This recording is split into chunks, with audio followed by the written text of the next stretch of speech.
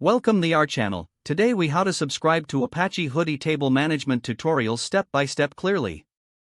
Look for a section dedicated to tutorials or resources. Click on the tutorials link to explore available content. Identify the specific tutorials that focus on table management. Once you've found the relevant tutorials, check if they offer a subscription option. If a subscription option is available, click on it. You may be required to create an account if you don't already have one.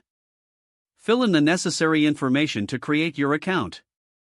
After creating your account, log in with your credentials. Navigate back to the tutorials page. Look for a subscription button or link next to each tutorial.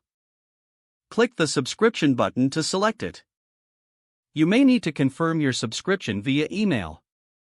Check your email inbox for a confirmation message. Follow the instructions in the email to complete your subscription. Once confirmed, return to the Apache Hudi website.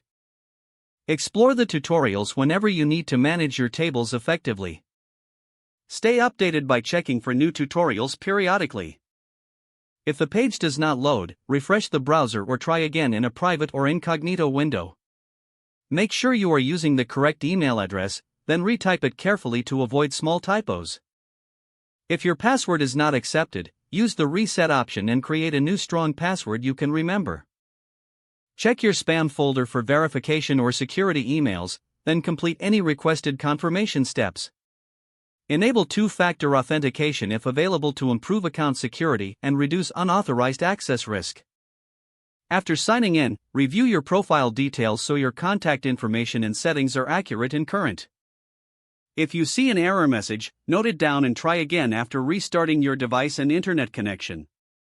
Log out when you finish, especially on shared devices, to keep your account and payment information secure. If the page does not load, refresh the browser or try again in a private or incognito window. Make sure you are using the correct email address, then retype it carefully to avoid small typos.